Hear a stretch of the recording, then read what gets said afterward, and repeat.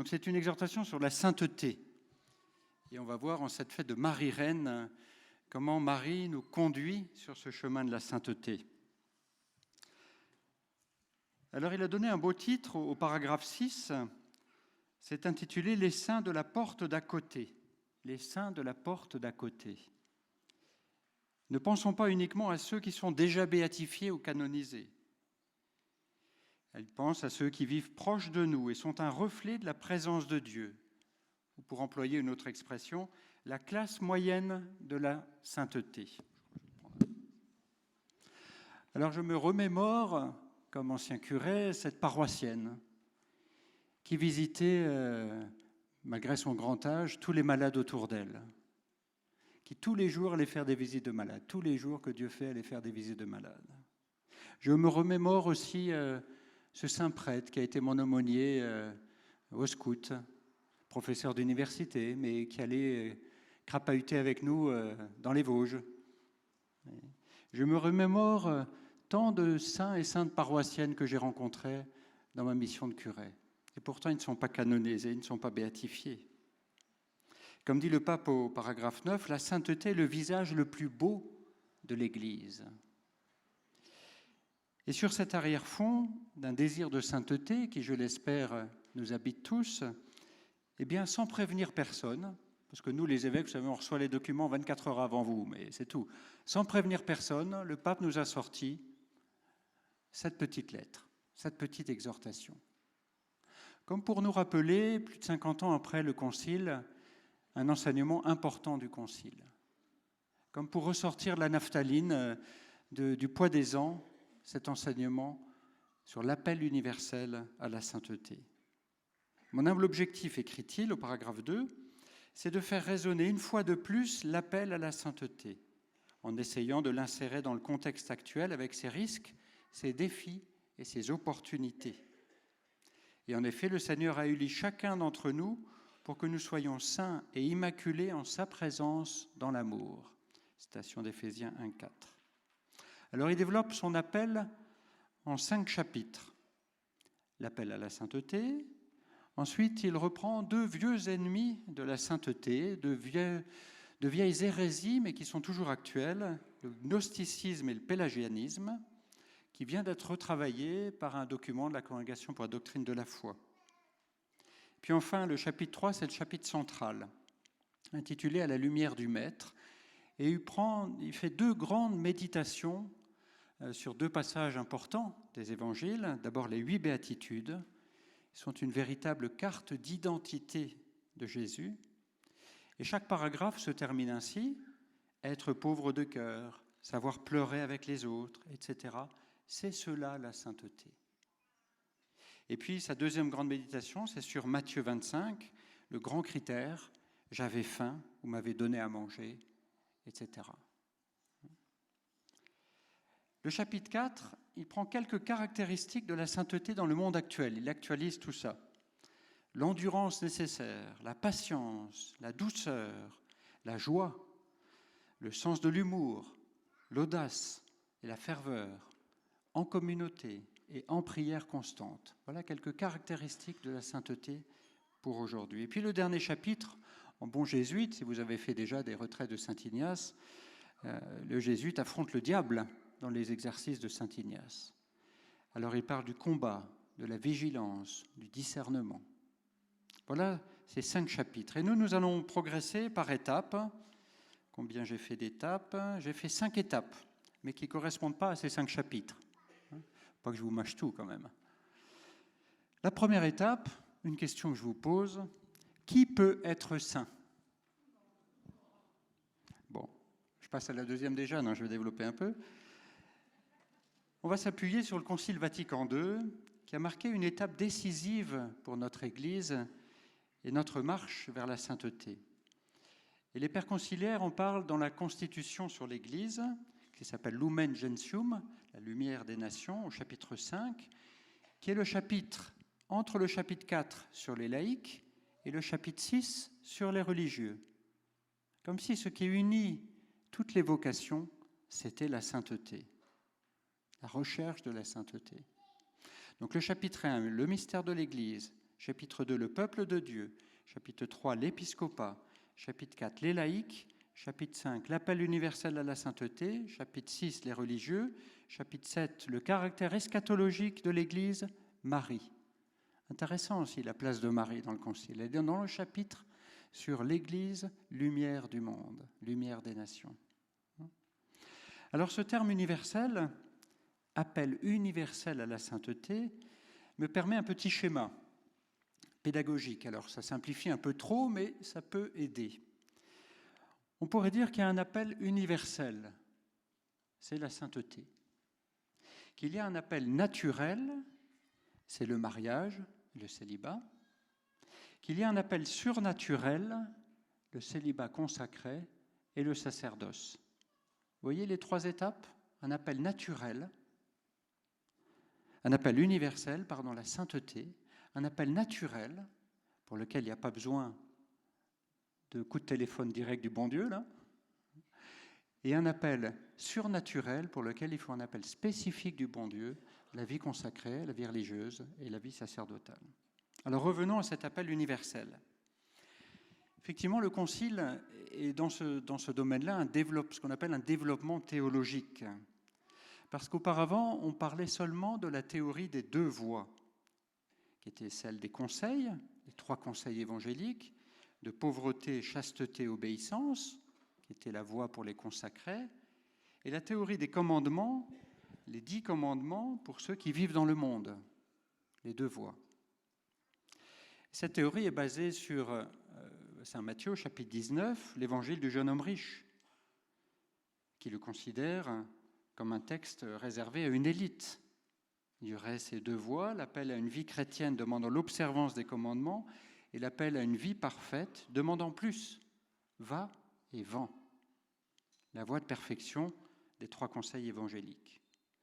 Mais d'une part, cet évangile s'adresse à tous.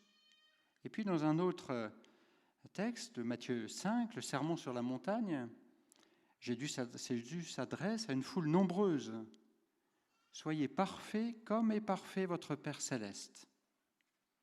Et il n'indique pas un chemin facultatif ou réservé à une classe particulière.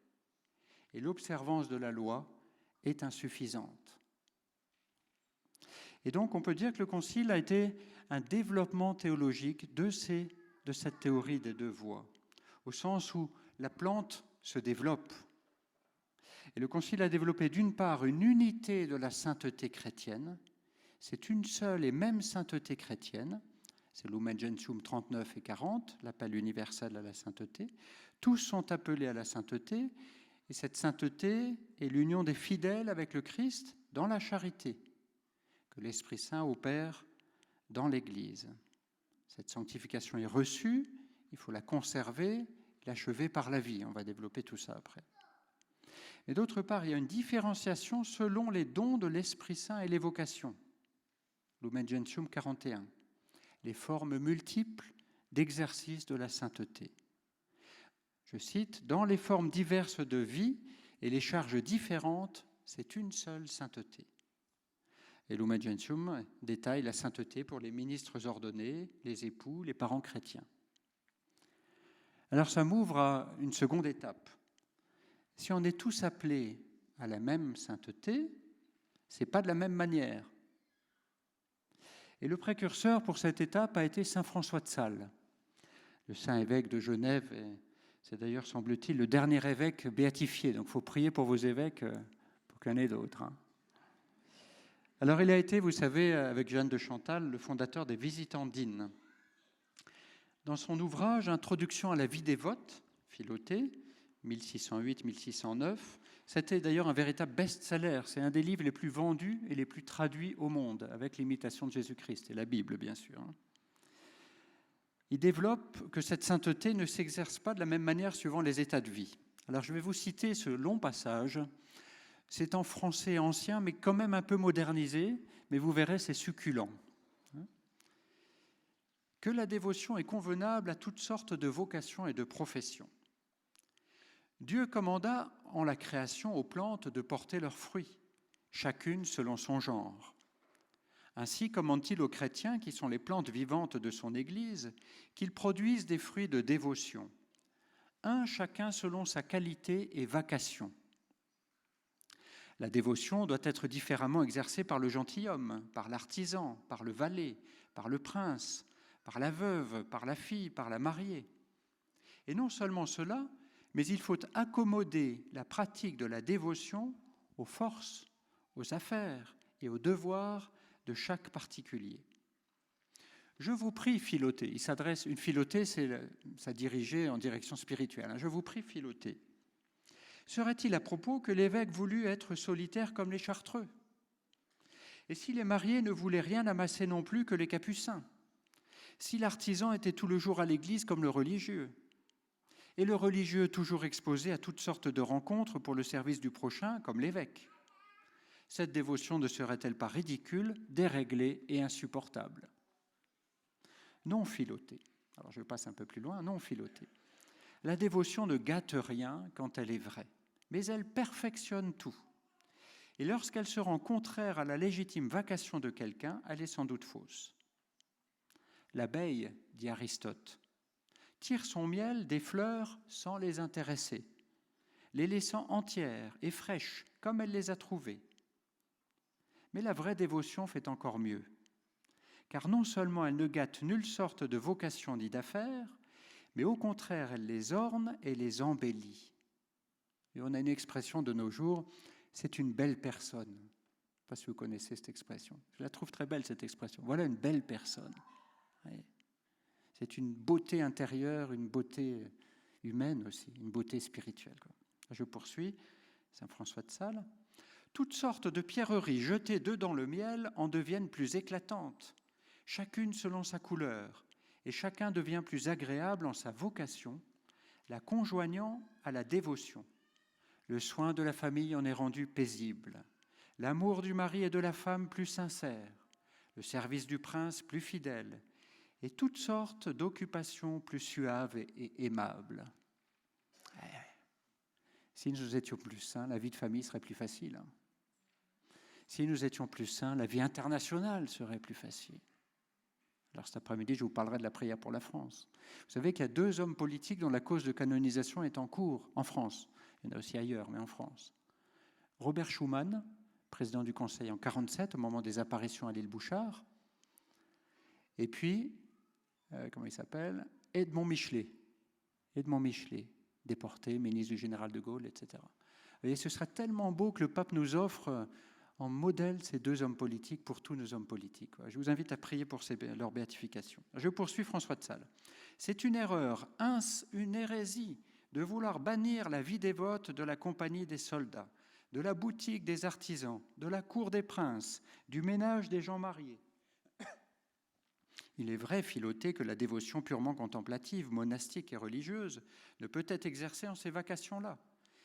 Mais aussi, outre ces 3 sortes de dévotion, il y en a plusieurs autres propres à perfectionner ceux qui vivent est état séculier. Ça va ?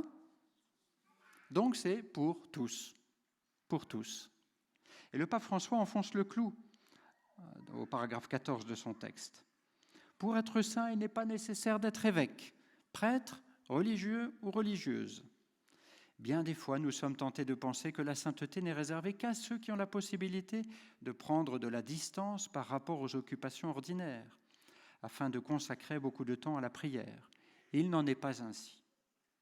Nous sommes tous appelés à être des saints en vivant avec amour et en offrant un témoignage personnel dans nos occupations quotidiennes, là où chacun se trouve. Le pape développe « Es-tu une consacrée ou un consacré ? Sois saint en vivant avec joie ton engagement. Es-tu marié ? Sois saint en aimant et en prenant soin de ton époux ou de ton épouse, comme le Christ l'a fait avec l'Église. Es-tu un travailleur ? Sois saint en accomplissant honnêtement et avec compétence ton travail au service de tes frères. Es-tu père, mère, grand-père ou grand-mère ? Sois saint en enseignant avec patience aux enfants à suivre Jésus. Vous noterez la sainteté des parents et grands-parents en enseignant avec patience aux enfants à suivre Jésus. As-tu de l'autorité? Sois saint en luttant pour le bien commun et en renonçant à tes intérêts personnels. Et donc on voit bien que cette sainteté, cette diversité de la sainteté s'exerce selon nos états de vie différents, mais aussi selon nos charismes différents.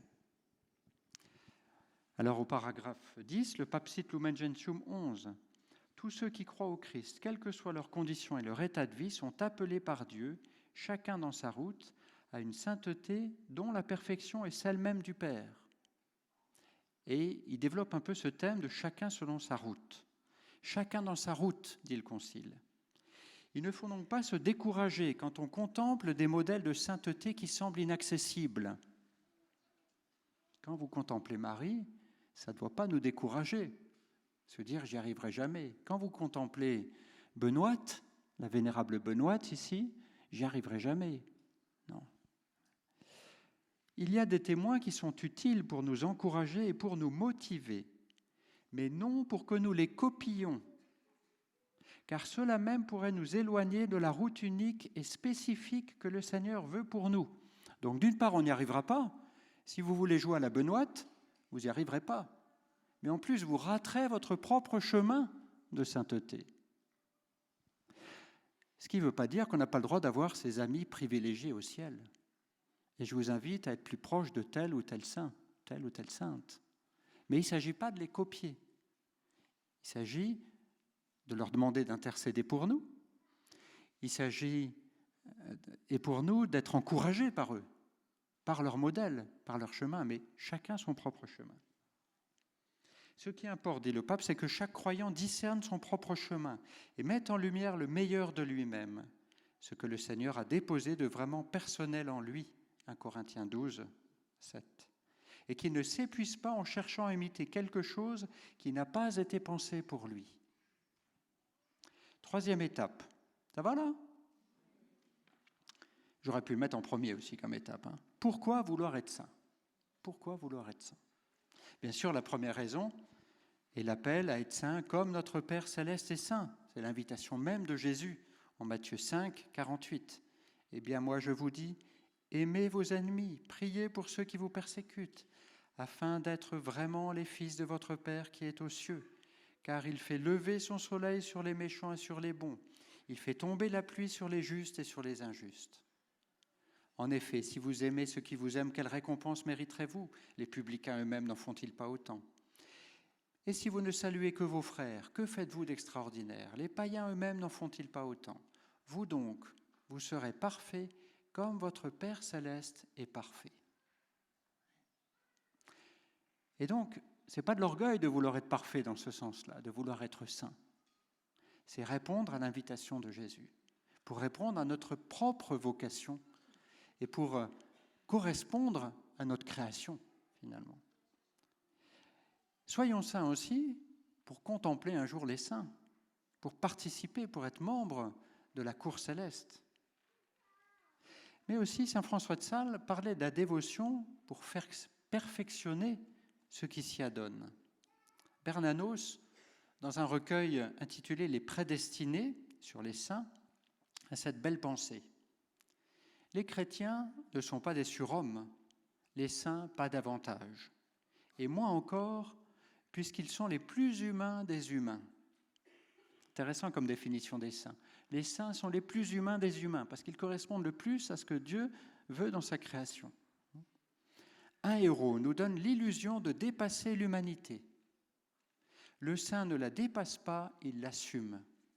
Il s'efforce de la réaliser le mieux possible. Comprenez-vous la différence? Le 1er novembre, ce n'est pas la fête des héros, c'est la fête des saints. Vous voyez la différence? On ne fête pas les héros, on fête les saints. Le pape François, paragraphe 1 de sa lettre, « Soyez dans la joie et l'allégresse », dit Jésus à ceux qui sont persécutés au milieu à cause de lui. Le Seigneur demande tout, et ce qu'il offre est la vraie vie, le bonheur pour lequel nous avons été créés. Il veut que nous soyons saints. Il n'attend pas de nous que nous nous contentions d'une existence médiocre, édulcorée, sans consistance.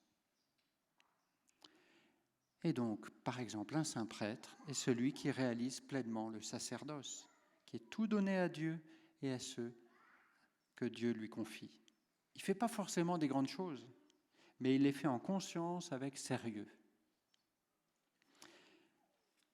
Paragraphe 32, le pape dit « N'aie pas peur de la sainteté. Elle ne t'enlèvera pas tes forces, ni la vie, ni la joie. C'est tout le contraire. Car tu arriveras à être ce que le Père a pensé quand il t'a créé, et tu seras fidèle à ton propre être. Dépendre de lui nous libère des esclavages et nous conduit à reconnaître notre propre dignité. » Paragraphe 34. « N'aie pas peur de viser plus haut, de te laisser aimer et libérer par Dieu. N'aie pas peur de te laisser guider par l'Esprit Saint.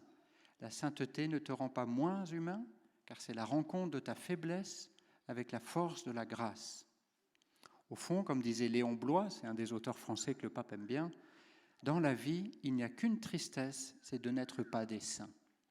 Je crois qu'on l'expérimente tous. Et puis, je rajoute un petit paragraphe suite à la lettre du pape François, là, d'il y a 2 jours, concernant ce drame de la pédophilie. Je vous invite à la lire. Et il fait vraiment un appel à tout le peuple de Dieu. C'est une question qui regarde tout le peuple de Dieu. Et j'avais pris conscience de ça une fois où, dans la formation des jeunes évêques, vous savez, quand on est nommé évêque, ça n'existait pas du temps de Monseigneur Léonard, je pense, mais ça existe maintenant. On a 15 jours de formation intensive à Rome. On se retrouve 300 évêques du monde entier, 15 jours de formation. On a eu une formation, j'avais jamais eu ça pendant mon séminaire, une formation sur la maturité affective du prêtre. Fabuleuse comme formation, par un salésien, un vieux salésien. Et il a dit un truc qui m'a percuté. Comment vous dire ça ? La médiocrité de beaucoup, donc je m'inclus dedans, la médiocrité de beaucoup est la cause de la chute de peu. On parle de la communion des saints. Et malheureusement, il y a aussi la communion des pécheurs. Vous comprenez ?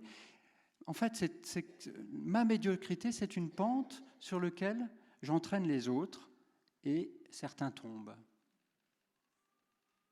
Vous suivez ça, Et ça nous place, je crois, cette phrase-là devant notre responsabilité comme peuple de Dieu. Nous devons nous porter les uns et les autres dans ce chemin de sainteté. Alors, 4e étape. Comment avancer sur le chemin de la sainteté ? Quel est le mode d'emploi pour devenir saint ? Alors, je serais bien malin, et le pape aussi, s'il y avait un mode d'emploi qui est appliqué, et ça marcherait à tous les coups. Mais il nous donne quelques pistes, quelques indices, pour suivre comme un jeu de pistes. Voyez. D'abord, se laisser faire. Alors, je continue à piocher chez le pape. Alors, en particulier, son paragraphe 15, qui pour moi est l'un des plus beaux passages. « Laisse la grâce de ton baptême porter du fruit dans un cheminement de sainteté. » Laisse la grâce de ton baptême porter du fruit. Permets que tout soit ouvert à Dieu. Et pour cela, choisis-le. La consécration à Marie. Nous te choisissons, ô Marie. Choisis Dieu sans relâche. Ne te décourage pas parce que tu as la force de l'Esprit Saint pour que ce soit possible. Et la sainteté, au fond, c'est le fruit de l'Esprit Saint dans ta vie. Galates 5.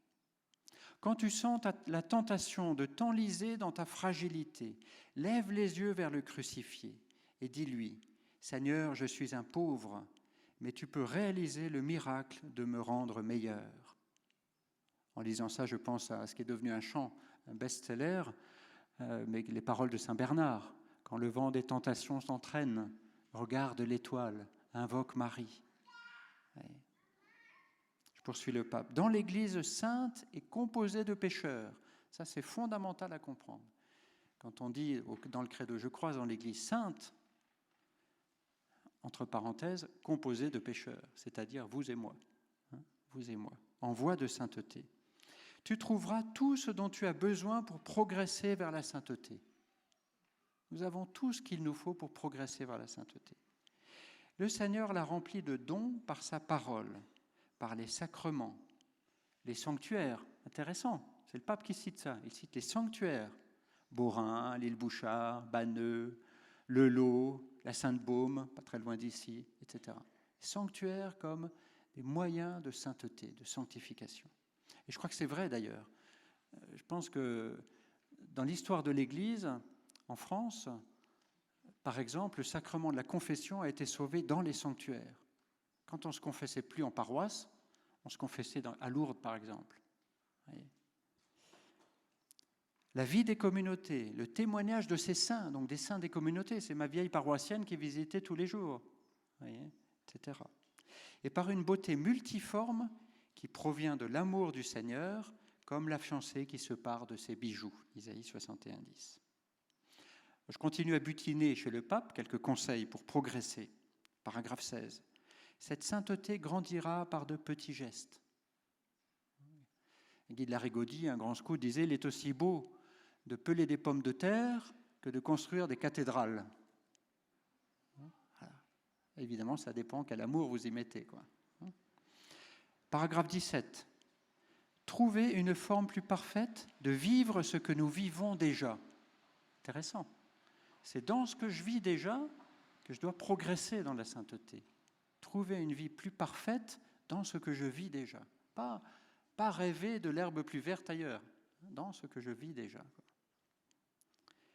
Paragraphe 20.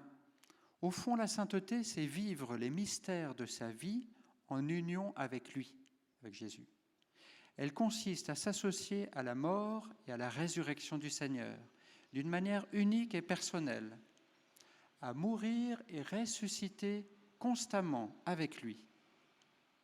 Mais cela peut impliquer également de reproduire dans l'existence personnelle divers aspects de la vie terrestre de Jésus, sa vie cachée, sa vie communautaire, sa proximité avec les derniers, sa pauvreté et d'autres manifestations du don de lui-même par amour.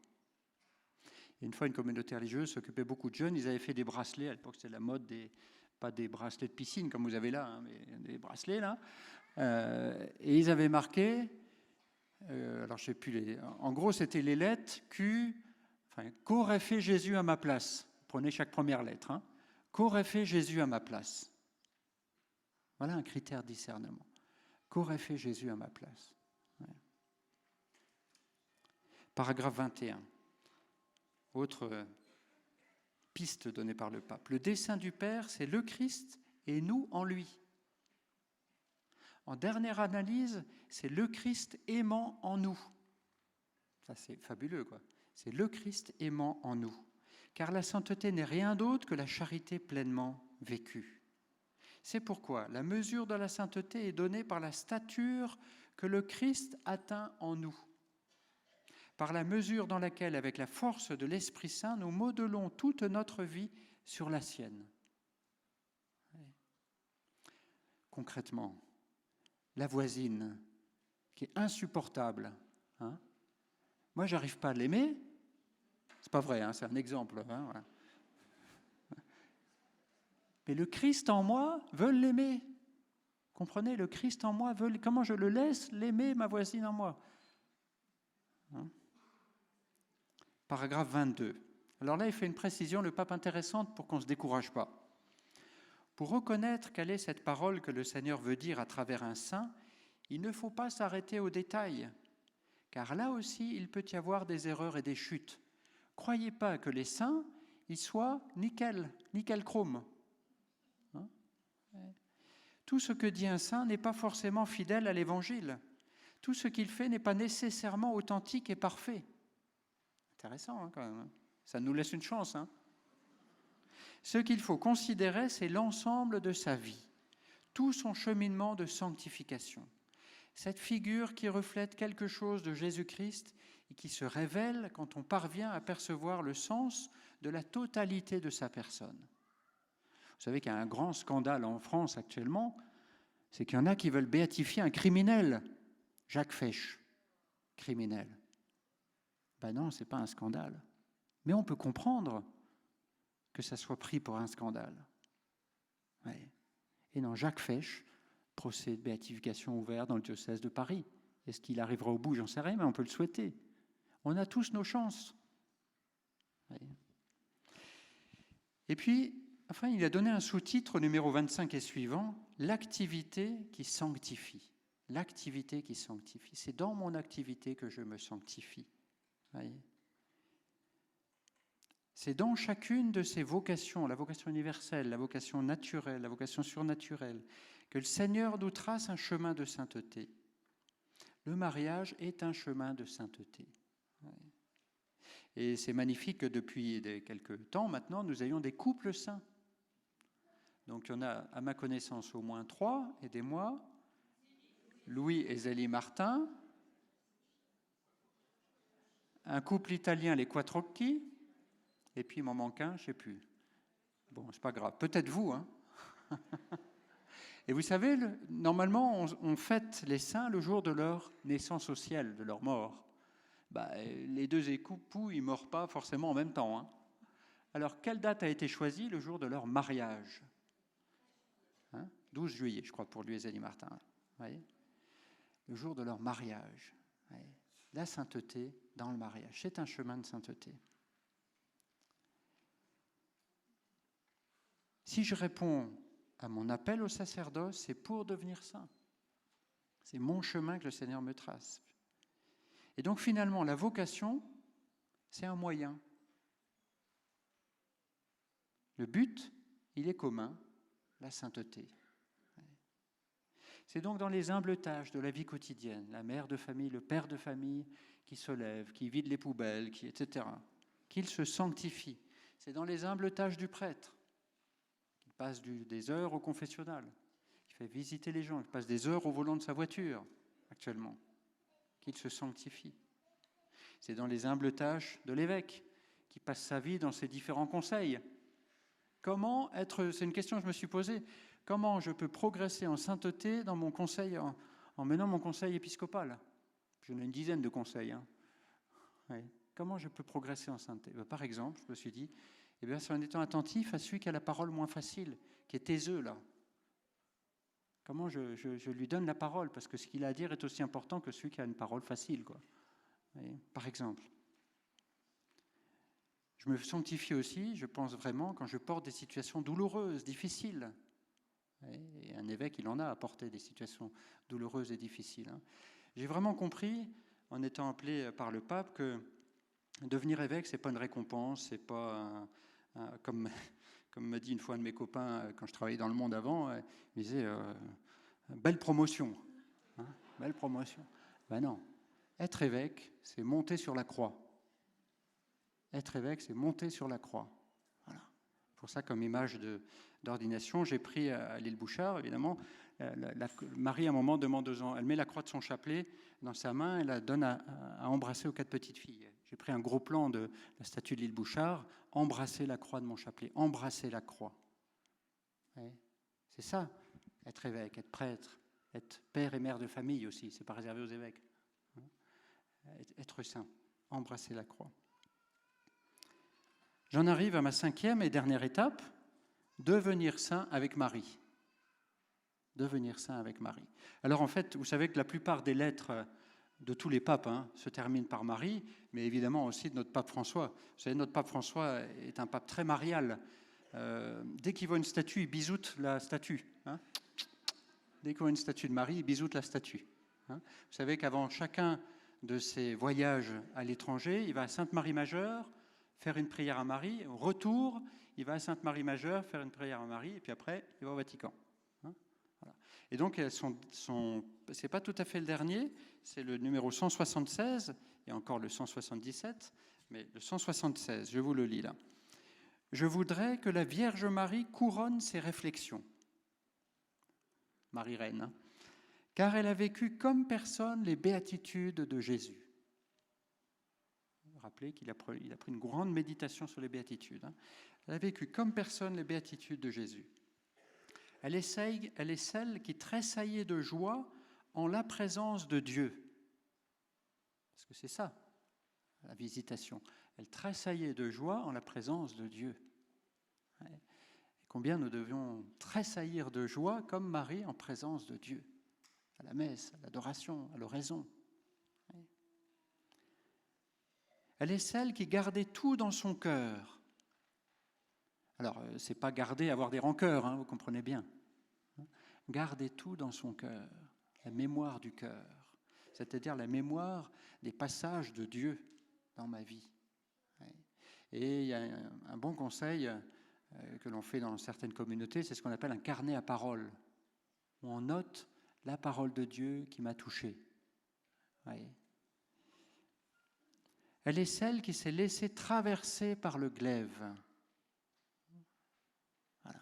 Et chacun d'entre nous, nous sommes un jour ou l'autre de notre vie, si vous ne l'avez pas été, rassurez-vous, ça viendra, traversés par le glaive. Traversés par le glaive. Et c'est valable, je pense à ce que disait Monseigneur Léonard à l'instant, c'est valable personnellement, c'est valable pour un pays, et nos deux pays, la France et la Belgique, ont été traversés par le glaive du terrorisme. C'est valable pour l'Europe, qui est traversée aujourd'hui par le glaive de la migration. Oui, ce drame épouvantable. Oui.